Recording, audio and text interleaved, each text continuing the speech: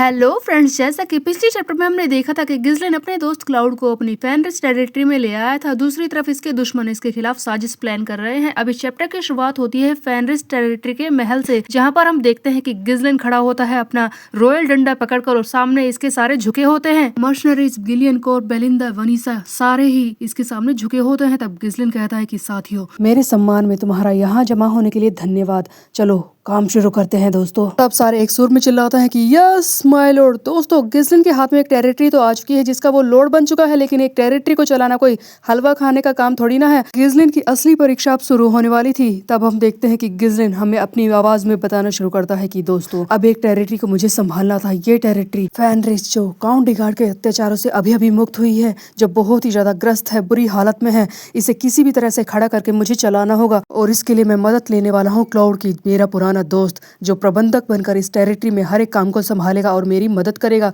तब हम देखते हैं कि दोस्तों, गिज़लिन जाता है अपनी टेरिटरी की विजिट करने के लिए और क्लाउड को अलग अलग कामों के बारे में बता रहा होता है, जिन सारे कामों का उसे प्रबंध करना है। गिज़लिन क्लाउड को साथ में लेकर और पीछे कुछ मर्शनरीज को लेकर पूरी टेरिटरी की विजिट कर रहा होता है। सबसे पहले ये बोलता है कि देखो, आसपास में जितने भी लोग बचे हैं लड़ाई में, उन सबको ढूंढो, उन सारे लोगों को गाँवों में भेजकर उनके रहने का प्रबंध करो। उसके बाद तुम्हें सारी जनसंख्या की जनगणना करनी है कि हमारी टेरिटरी में कितने लोग हैं। क्लाउड, तुम्हारा अगला काम ये होगा कि तुम 6 महीने के लिए खाना खरीदोगे बाहर के टेरिटरी से, क्योंकि मैं नहीं चाहता कि यहाँ पर भुखमरी फैले, सभी लोगों को खाना मिले, ये मेरी सबसे पहली प्रायोरिटी है। दोस्तों, जैसा कि डिगा टेरिटरी के बहुत सारे लोग लड़ाई में मर चुके हैं, इसीलिए सबसे पहले जनगणना करना बहुत ही ज्यादा जरूरी है, कितने लोग बचे हैं। इसीलिए गिज़लिन क्लाउड को ये सारी बातें बता रहा होता है। गिज़लिन अगला काम बोलता है कि तुम्हें बैल खरीदने हैं और हल भी, क्योंकि मैं इस सूखे हुए लैंड पर खेती करना चाहता हूँ और आसपास के जंगलों को भी साफ करो। जंगलों को अपने संरक्षण में लेने से हमारे टेरिटरी का हिस्सा और ज्यादा बढ़ जाएगा। ये सारी बातें गिज़लिन बोलता है। तब क्लाउड कहता है कि क्या तुम खेती करवाना चाहते हो, लेकिन तुम्हें दिख नहीं रहा कि ये लैंड तो बिल्कुल सूख चुका है। देखो अपने आसपास कितना सूखाग्रस्त है। लेकिन दोस्तों, सूखी पड़ी जगह को फिर से हरा भरा करने का भी गिज़लिन के पास प्लान था। वो बोलता है कि ब्लड पाइथन की हड्डियों को पहले हम चूरा बनाएंगे और यहाँ पर खाद के रूप में प्रयोग करेंगे, इस तरह से हम यहाँ पर खेती कर पाएंगे। दोस्तों, ब्लड पाइथन तो वही सांप है जिसे गिज़लिन ने मारकर रूनस्टोन को हासिल किया था। इसने उसे प्रिजर्व करके रखा था और अब गिज़लिन चाहता है कि उसकी हड्डियों के चूरे को एक खाद के रूप में प्रयोग किया जाए, इससे की फसल उग जाएगी। ऐसा हो सकता है दोस्तों, खैर ये तो आगे ही पता चलेगा। तब गिज़लिन एक एक करके बहुत सारे काम इस क्लाउड को गिनवाना शुरू करता है कि देखो, वेयर हाउस कितना पुराना है, हथियार कितने पुराने हैं, नई चीजें बनवाओ, हथियार नए खरीदो, नाले का सिस्टम ही नहीं है, कुछ भी नहीं है यहाँ पर, ये सारे काम करवाओ। और एक एक करके इतने सारे कामों का पहाड़ ये क्लाउड के सामने खड़े कर देता है, जिसे सुनकर वो बहुत ही ज्यादा हैरान हो जाता है। तब क्लाउड चौंकते हुए कहता है कि क्या तुम मजाक कर रहे हो? जनरल एडमिनिस्ट्रेटर, इंस्पेक्टर, क्लर्क, खजांची और पता नहीं क्या क्या, फलाना ढिमकाना, ये सारी चीजें मैं हूँ, तुम मुझसे ये सब करवाना चाहते हो? दोस्तों, एक टेरिटरी को संभालने के लिए जितने भी काम हो सकते हैं, जितने भी बंदे गवर्नमेंट में होते हैं, उन सब का काम एक बंदे क्लाउड को दिया गया है, जिसे सुनकर उसके होश ही उड़ जाते हैं। तब वो गिज़लिन से कहता है कि मैं क्या ऐसा कर सकता हूँ? ये एक बंदे के लिए बहुत ही ज्यादा काम है। दोस्तों, सारे काम जानने के बाद ये दोनों महल में आ चुके हैं। क्लाउड काम करने के लिए मना कर रहा होता है और कहता है कि ये बहुत ज्यादा है। तब गिज़लिन कहता है कि मना क्यों कर रहे हो, क्या तुमने करके देखा है? देखो तो सही कि तुम किस हद तक जा सकते हो, किस हद तक काम कर सकते हो। ये सुनकर क्लाउड समझ जाता है कि गिज़लिन उसकी बात नहीं मानने वाला है और ये भागने की कोशिश करता है। क्लाउड को भागते हुए देखकर गिज़लिन बोलता है वेंडी। तब हम देखते हैं कि एक लड़की जो कि बिल्कुल बेलिंदा जैसे कपड़े पहने हुए है, वो अपनी रस्सी को फेंक कर इस क्लाउड को पकड़ लेती है। दोस्तों, बेलिंदा की ही तरह इस लड़की ने भी बुरी तरह से क्लाउड को रस्सी में जकड़ लिया है। दोस्तों, हमें यहाँ पर देखने को मिलती है एक और खूबसूरत सी लड़की जिसका नाम है वेंडी, जो कि एक मेड है। क्लाउड को पकड़ने के बाद वेंडी बोलती है कि मिस्टर क्लाउड, मैं हूँ वेंडी, हेड मेड। बेलिंदा ने मुझे आपका बॉडीगार्ड बनाया है, मैं आपकी कामों में मदद करूंगी और आपकी रक्षा भी करूंगी। दोस्तों, गिज़लिन ने इस क्लाउड को भी एक पर्सनल बॉडीगार्ड दी है जिसका नाम है वेंडी, जो कि इतनी ज्यादा सुंदर है और एक मेड है। आई मीन सीरियसली, क्लाउड किसी भी तरह से यहाँ से भागना चाहता है और चिल्ला रहा होता है कि ना बचाओ मुझे। तब गिज़लिन सोच रहा होता है कि क्लाउड, मैं जानता हूँ कि तुम्हारे लिए मुश्किल होगी और वैसे भी अभी मेरी टेरिटरी बुरी हालत में है, ये तो ऐसी लग रही है कि कितने साल पिछड़ी हुई है, लेकिन मैं जल्दी ही इसे ठीक कर दूंगा। बस कुछ महीने, कम से कम 6 महीने का टाइम मुझे दे दो, तब तक सब कुछ ठीक हो जाएगा। और वैसे भी मैं जानता हूँ कि तुम ये कर सकते हो। इस तरह के काम करना तुम्हारे लिए पिछले जन्म में चुटकियों की बात थी, जिसे अब तुम करना नहीं चाहते। दोस्तों, गिज़लिन को अपने दोस्त पर पूरा विश्वास है कि वो ये कर सकता है, लेकिन क्लाउड अभी भी इसका साथ सही तरीके से नहीं दे रहा होता है, क्योंकि इस गरीब टेरिटरी को देखकर क्लाउड को बहुत ही ज्यादा डर लग रहा है। वो भागना चाहता है। तब यहाँ पर गिज़लिन अपनी जिम्मेदारियां बताना शुरू करता है और टेरिटरी में फिर से घूमना शुरू करता है कि मैं एक नोबल मैन हूँ। मैं बता दूं कि नोबल मैन होना कितना ज्यादा मुश्किल है किसी भी टेरिटरी को चलाना। नोबलमैन का असली कर्तव्य ये होता है कि वो अपने लोगों की, अपनी टेरिटरी के लोगों की किसी भी कीमत पर रक्षा करे, उन्हें किसी भी तरह की परेशानियां ना होने दे। लेकिन आजकल के माहौल में नोबेलिटी खत्म होती जा रही है। बचपन से ही राजघरानों में बच्चों को सिखाया जाता है कि किस तरह से बस चीजें हासिल करनी है, किस तरह से लालच उनके मन में भर जाता है जिससे कि वो आम जनता से दूर हो जाते हैं। और इस तरह से आम जनता जो पहले से ही गरीब है वो और ज्यादा गरीब हो जाती है और उनके बीच में फैल जाती है भुखमरी। लोग मरते जाते हैं, क्षतिग्रस्त होते जाते हैं। और जितना कि कोई नोबलमैन इन सारी परेशानियों से अपने आप को दूर करने लगता है वो आम जनता से उतना ही ज्यादा दूर होता जाता है। इसीलिए मैं ये सारी गलतियां नहीं करना चाहता। मैं किसी भी कीमत पर इस टेरिटरी को चला कर रहूंगा। सबसे पहले मुझे यहाँ की बेसिक जरूरतों को पूरा करना होगा ताकि आम लोग मुझसे दूर ना हो जाए और मेरी चीजों में साथ ना दें। दोस्तों बेसिकली यहाँ पर हमें राजा के कर्तव्य के बारे में समझाने की कोशिश कर रहा होता है गिज़लिन। एक्चुअल में सचमुच एक ग्रेट लीडर बनना चाहता है और अपने आम जनता की सारी जरूरतों को पूरा करना चाहता है। जब गिज़लिन आगे सोचता है कि मैंने ये सारी बड़ी बड़ी बातें बोल तो ली हैं, सोच तो ली हैं, लेकिन अब मैं करूँ क्या, क्योंकि मेरे पास पैसे ही नहीं है इनके लिए। आम जनता के बीच में घूमकर तब हम देखते हैं कि गिज़लिन फिर से अपने महल में आ जाता है और मीटिंग कर रहा होता है अपने साथियों के साथ और कहता है कि पैसे खत्म हो रहे हैं, इस तरह से तो 3 महीने में हमारा सारा खजाना खत्म हो जाएगा और मैं तुम लोगों की सैलरी तक नहीं दे पाऊंगा। तब गिलियन बोलता है कि लॉर्ड आपने सही कहा, ये एक इम्पोर्टेंट मुद्दा है जिसके बारे में हमें सोचना होगा। तब कोर कहता है कि तो परेशानी क्या है, चलो रूनस्टोन ले आते हैं, उन्हें बेचकर पैसे तो मिल ही जाएंगे, इसमें इतना सोचने वाली बात क्या है। लेकिन दोस्तों गिज़लिन रूनस्टोन को बेचकर और ज्यादा पैसे कमाना नहीं चाहता क्योंकि उसके लिए बहुत ही ज्यादा जरूरी काम है जो कि रूनस्टोन से करने हैं। इसी बारे में गिज़लिन बताता है कि कोर तुम सही नहीं कह रहे हो, रूनस्टोन के अलावा हमें कोई और रास्ता ढूंढना होगा पैसे कमाने का। बेसिकली दोस्तों गिज़लिन के इतने दुश्मन है कि रूनस्टोन की जरूरत कभी भी पड़ सकती है। वो सबसे ज्यादा इंपॉर्टेंट धातु है, उसे इसी तरह से बेकार तो नहीं कर सकता ना गिज़लिन फालतू कामों में, इसलिए गिज़लिन उसे बचाना चाहता है। तब गिज़लिन आगे कहता है कि वो कभी भी खत्म हो सकता है, ऐसा तो नहीं है कि रूनस्टोन अनलिमिटेड है। वैसे भी हर एक मैजिक रिसर्च करने के लिए रूनस्टोन की जरूरत पड़ेगी ही, इसीलिए उसे हम बिना बात के खर्च नहीं कर सकते। कोई तो एक ऐसा रास्ता होगा जिससे हम पैसे कमा सके। दोस्तों गिज़लिन बिल्कुल सही बोल रहा होता है कि रूनस्टोन पर वो बैठे नहीं रह सकता, कमाने के लिए कोई रास्ता ढूंढना तो होगा ही। अब इससे पहले कि ये लोग कोई हल निकाले हम देखते हैं कि दरवाजा खोलकर क्लाउड अंदर घुसता है और उसके फेस को देखकर लग रहा होता है कि बस इसने तो रास्ता ढूंढ ही लिया। गिज़लिन इसे आता हुआ देखकर बोलता है कि ओह क्लाउड तुम आ गए, जल्दी आओ, मुझे तुमसे जरूरी बातें करनी है। तब क्लाउड कहता है कि जरूरत नहीं है मुझे समझाने की क्योंकि मैंने रास्ता ढूंढ लिया है। सबसे बेस्ट प्लान है हमारी टेरिटरी को बचाने का जो मैं तुम्हें बताने वाला हूँ। तो मेरा प्लान ये है कि क्यों ना हम इस टेरिटरी में एक कसीनो बना ले, इस तरह से हम बहुत सारे पैसे कमा पाएंगे। दोस्तों एक जुआरी जुए के अड्डे के अलावा कुछ नहीं सोच सकता और यहाँ पर ये कसीनो बनाने की बात कर ही रहा होता है। अब दोस्तों इससे पहले कि कोई और कुछ बोले हम देखते हैं कि वेंडी जो कि क्लाउड की नई बॉडीगार्ड है वही इसे उठाकर खिड़की से बाहर फेंक देती है। बाहर फेंकने के बाद क्लाउड फिर से अंदर आ जाता है और गिज़लिन पर चिल्लाता है कि तो फिर तुम मुझसे क्या करवाना चाहते हो, तुम बताओ कि तुम्हारे पास कोई प्लान है। इतने में बेलिंदा वेंडी को डांटती है कि तुमने ये क्या कर दिया, कुछ करने से पहले मुझसे पूछ तो लेती, अगली बार सोच लेना वेंडी। क्लाउड फिर से गिज़लिन पर चिल्लाता है कि तू ही बता कि मैं क्या करूं, देख हम इस बंजर जमीन पर खेती कर नहीं सकते, कसीनो बनाने की तू मना कर रहा है, रूनस्टोन भी तू देना नहीं चाहता, तो हम पैसे की प्रॉब्लम सॉल्व कैसे करेंगे बता। इसलिए मेरी बात मानना सबसे सही रहेगा, हम यहाँ पर कसीनो बना लेते हैं। अगर ये एंटरटेनमेंट की राजधानी बन गया तो यहाँ पर बहुत सारे लोग आसपास से भी आएंगे, हमें काफी पैसे कमाने को मिलेंगे, तुम समझते क्यों नहीं। दोस्तों जुए के अड्डे के बारे में सुनकर तो एल्फोए भी पीछे से बोलता है कि यस लॉर्ड हमें करना चाहिए, कसीनो बनाना चाहिए। दोस्तों ऐसा लगता है कि एक ही दिन में इस बंदे को भी जुए की लत लग चुकी है। अब ये सारी बातें सुनकर गिज़लिन कहता है कि ठीक है मैं तुम्हारी बात समझ गया, लेकिन जैसा कि मैंने प्लान किया है सारा काम उसी तरह से होगा। वैसे भी ये जो तुम्हारा प्लान है इसे हम बाद में चलकर देखेंगे, लेकिन अभी ये जरूरी नहीं है, समझे तुम। तब क्लाउड फिर से चिल्लाता है कि तुम क्या बोल रहे हो, मेरी बात को समझो तो सही, इतने दिन हम नहीं रुक सकते, हमारे पास पैसा ही नहीं है, हम खाना कहाँ से खरीदेंगे। तब गिज़लिन कहता है कि चुप करोगे तुम। अगर मैं तुम्हारी बात मानकर इस टेरिटरी में कसीनो खड़ा कर देता हूँ तो हो सकता है कि हम थोड़े से वक्त में ही बहुत सारे पैसे कमा लें जैसा कि तुमने कहा, लेकिन आम लोगों का क्या होगा तुमने सोचा है, वो कितने गरीब है, क्या वो कसीनो में खेलने के लिए आएंगे।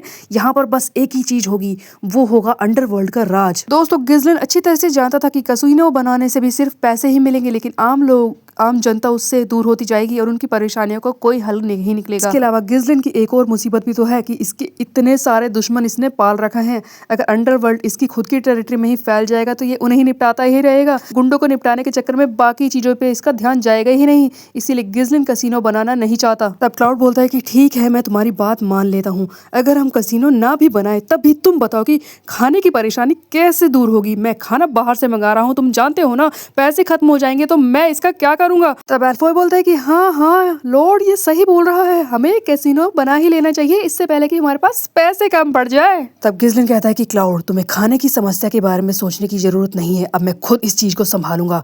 देखो, अब मैं इस बंजर पड़ी जमीन पर खुद गांव वालों के साथ मिलकर खेती करवाऊंगा और तुम्हें दिखाऊंगा कि ये जमीन बंजर नहीं है, यहाँ पर फसलें उग सकती हैं जिससे हम पैसे कमा सकते हैं। मैं खुद मिट्टी को उपजाऊ बनाऊंगा और तुम्हें वही करना है जो मैंने कहा है। मेरे प्लान के हिसाब से चलो, कंप्लेंट करना बंद करो। तब क्लाउड कहता है कि हाँ हाँ ठीक है, मैं तुम्हारा काम कर दूंगा, लेकिन मैं तुम्हें बता दूं कि इस जमीन पर कुछ नहीं उग सकता। शर्त लगा लो इस बात की, आज नहीं 1 साल बाद, 100 साल बाद भी इस जमीन पर कुछ नहीं उगेगा। दोस्तों, यहाँ पर दोनों फ्रेंड्स के बीच की बहस बैट तक यानी कि शर्त तक पहुंच चुकी है। तब गिज़लिन कहता है कि ठीक है, अगर तुम्हें इतना ही यकीन है तो हम शर्त लगाते हैं, मैं यहाँ पर खेती करवा के दिखाऊंगा, तो बताओ कि क्या दाव पर लगा सकते हो तुम दोनों। दोस्तों, एल्फॉय और क्लाउड दोनों ही फंस चुके हैं इसकी शर्त के जाल में और इन दोनों की शर्त लग चुकी है कि इस जमीन पर खेती नहीं हो सकती। लेकिन हमें यहाँ से 3 महीने बाद का सीन दिखाया जाता है। 3 महीने बाद गिज़लिन की शर्त फाइनली पूरी हो जाती है। उसके प्रयासों के बाद हम देखते हैं इस बंजर पड़ी जमीन पर एक बहुत ही अच्छी फसल लहला रही होती है। बहुत सारे किसान यहाँ पर हैं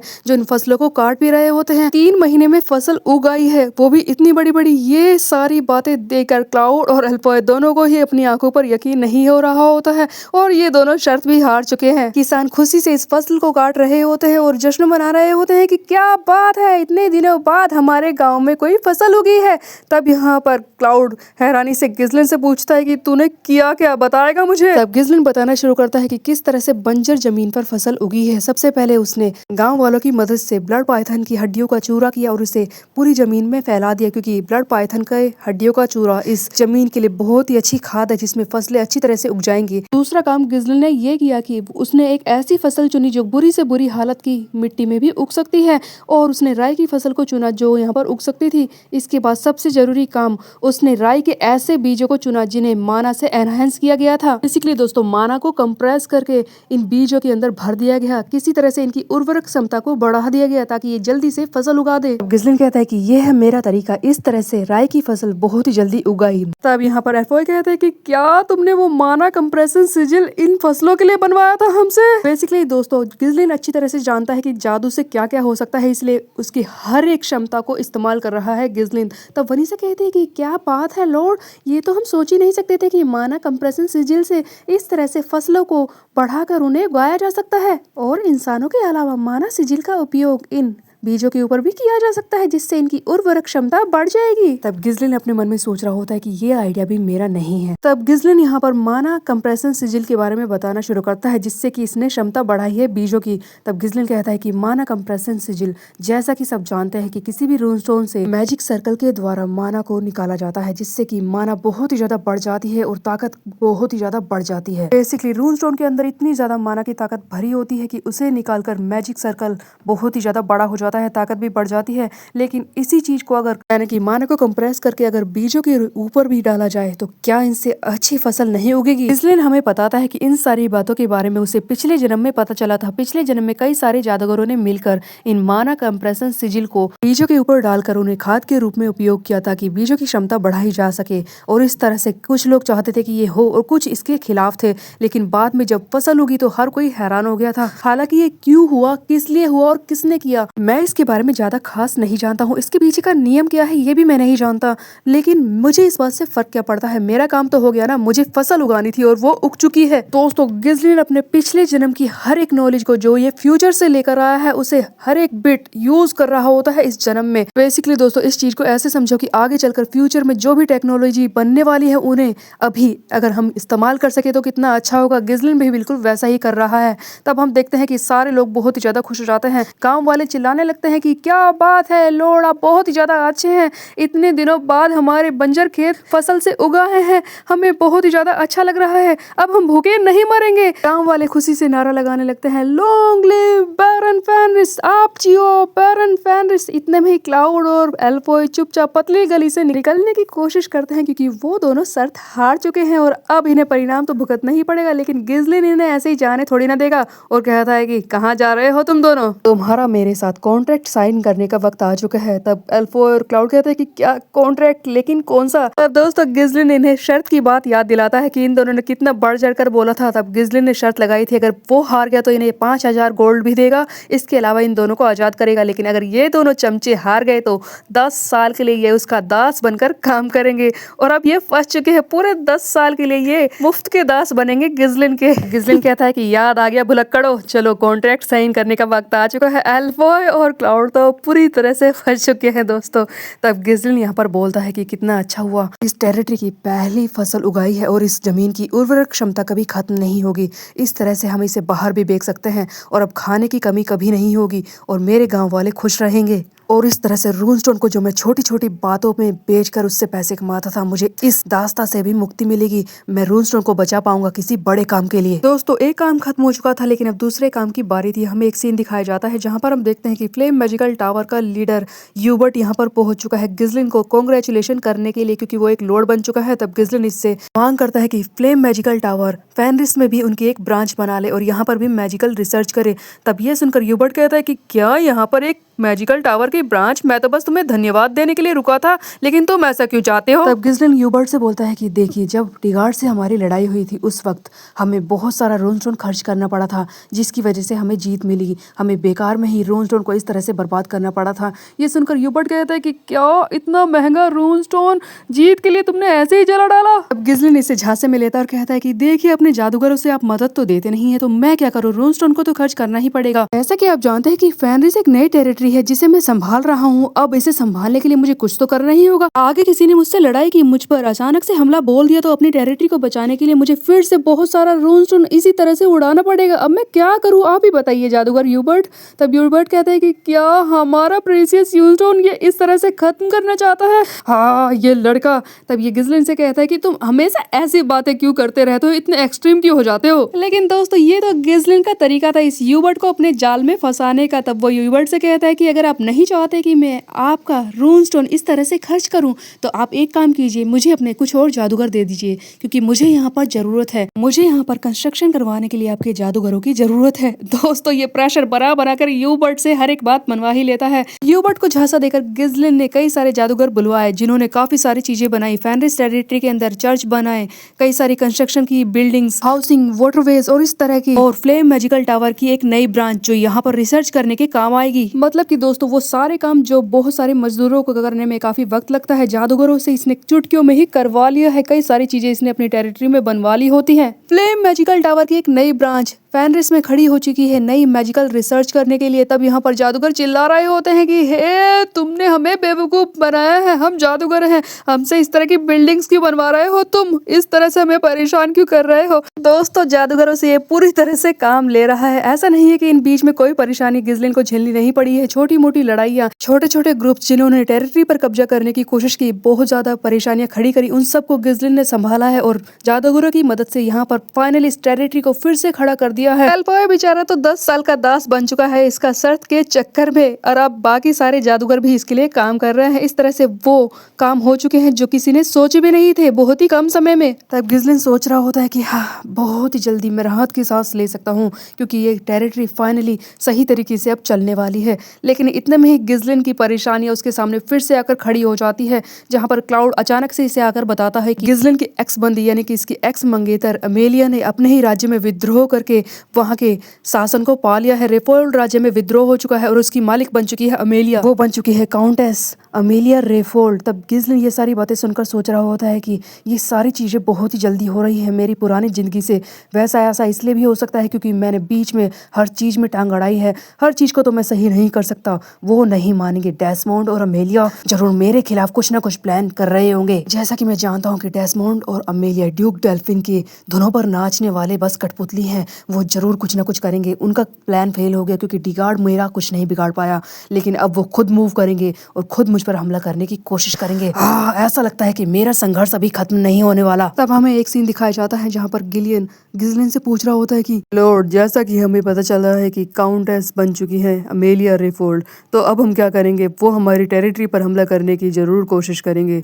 तब गिजलिन सोचता है कि मैं जानता हूँ कि अमेलिया तुम ऐसा जरूर करोगी, इसलिए मैं भी चुपचाप बैठा नहीं रहूंगा। तब ये गिलियन से बोलता है कि गिलियन तैयारी करो, हम जाएंगे कार्डेनिया राजधानी। दोस्तों ये साम्राज्य की राजधानी में जाने की बात कर रहा होता है, लेकिन किस लिए? आखिरकार गिजलिन वहां पर क्यों जाना चाहता है? हो सकता है कि ये राजधानी से मदद मांगना चाहता है। अब दोस्तों हमें यहाँ से सीन को शिफ्ट करके दिखाया जाता है। हमें फाइनली दिखाई देती है लुथानिया साम्राज्य की राजधानी जिसका नाम है कार्डेनिया, और यहाँ पर हमें सबसे पहले दिखाई देता है कार्डेनिया राजधानी का महल, एक बहुत ही सुंदर सा महल जो कि राजधानी में है। और यहाँ पर सबसे पहले हमें दिखता है एक अंधेरा सा कमरा जहाँ पर एक लड़की बंद है, एक लड़की जिसका पूरा शरीर ढका हुआ है। इसके हाथों को दिखाया जाता है जिस पर लाल धब्बे हैं। ऐसा लगता है कि इसे भी वही बीमारी है जो गिलियन की बेटी को थी, और ये बोल रही होती है कि हाँ मैं मरना चाहती हूँ। तो दोस्तों कौन है ये लड़की? कौन सा होगा गिजलिन का नया मिशन? क्या वो इस लड़की को बचाएगा कार्डेनिया राजधानी से मदद लेने के बदले में? खैर ये तो हम देखेंगे नेक्स्ट चैप्टर में। तब तक के लिए मेरे चैनल को सब्सक्राइब कर बेल के आइकन को प्रेस। मिलते हैं, बाय बाय।